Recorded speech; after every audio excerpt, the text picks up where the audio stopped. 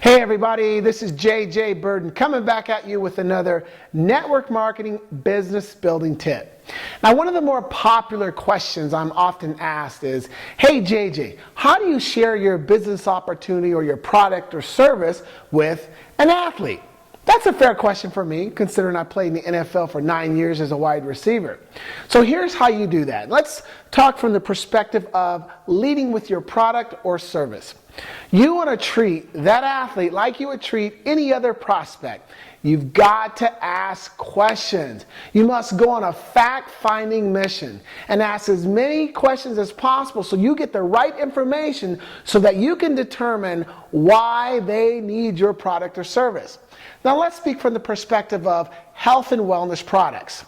Now, if you have a health and wellness product, you definitely want to ask questions because you can't assume that all athletes are up on nutrition, because they're not. Some are, but a lot of them aren't. So I would ask such questions as, what type of nutritional plan are you on? What are your goals? What do you look for in nutrition? Are you open to supplementation? It's questions like that. But those are at least questions that will give me the right information to determine whether or not they are right for my product. And then from there, I would ask them, hey, are you open to taking a look at the nutritional product that I represent? If they say no, I will thank them and ask for a referral. If they say yes, then I immediately want to get them in front of one of our marketing tools. I have to assume the company you're with has produced specific marketing tools for athletes. If that's the case, get them in front of those tools right away. Then, of course, you go through the normal process with the follow-up, perhaps a three-way call, a one-on-one meeting, event, or something like that. Anytime you can get a top leader or another athlete involved in the conversation too, that'll definitely validate your product as well. Here's one other point that's very, very important. If you're dealing with active athletes, it's important that you represent a product that has an NSF approved for sport on it. It's important because most active athletes will not take a product unless it has an NSF approved for sport seal on there, because no athlete wants to fail a drug test. So if your company has a health and wellness product and it's NSF approved, you're sitting in a good position. So now let's talk about leading with the opportunity or the lifestyle. So now let's discuss leading with the business opportunity or lifestyle. Now, you can't assume that an athlete is not interested in taking a look at your opportunity. Understand this, there's a very small number of athletes, once they retire, they're financially set for life. The majority of us other athletes who retire, we're always looking for a plan B. So if you're prospecting a retired athlete, again, you must go on a fact-finding mission. You've got to ask all the right questions, using form, using the other various techniques that we're taught to get the right information. Because you got to find out why they need this opportunity, what it is that they need in their life, what it is that they're looking for. Now, once you do that, you've got to show them how your company could be the vehicle to help them get that. Make sure that they too are aware of the income earning potential. Remember, most athletes at one point was making some pretty good money, and if they can come close to that, odds are you probably will have their attention. Now, if you're dealing with an active athlete, you have to be aware of the simple fact that they have other important commitments. It's not like they're going to have time to build your business. So it's your job to make sure that they understand the advantages of getting involved with your venture now and potentially having that income earning potential there once they retire. So you want to do your best, of course, to get them to use your products or services. But here's one of the most important points.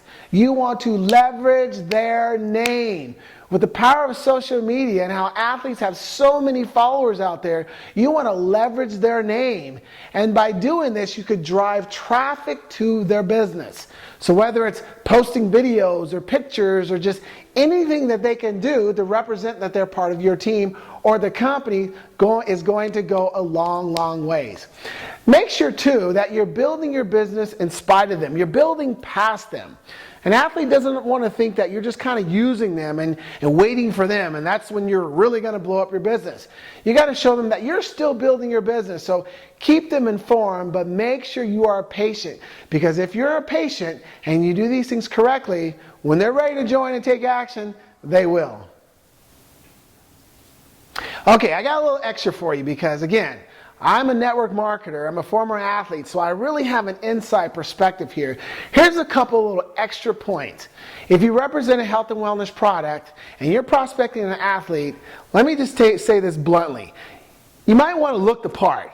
You want to look like that you use the products, that you're living the healthy lifestyle. I'm not saying you got to be Miss America and Mr. America and all that, but you want to at least look like you're someone who has freeness of speech. You're an ambassador of the healthy lifestyle. Another thing to do is you want to name drop. If you have other athletes that are involved in your company, make sure they know who these athletes are. Maybe there's a video or brochure, something you could send them.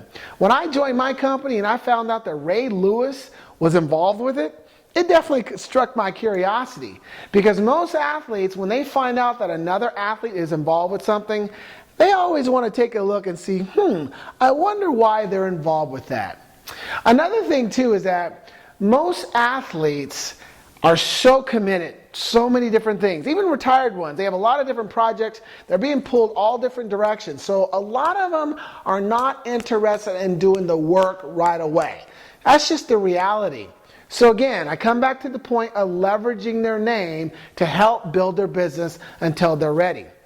I think though, when you find that right business partner who's an athlete, they can make some of the best network marketers because they have the 5 C's. I'm not going to tell you what the 5 C's are because I just shot a video on that, so you got to go search for it. And then lastly, when you're prospecting an athlete, make sure you posture, have that attitude, feel proud about your product or service, your opportunity. Come from the perspective that they need what you got. Don't be afraid of them, don't be intimidated because they're humans too. But make sure you posture, feel good about what you're offering them that could potentially change their lives.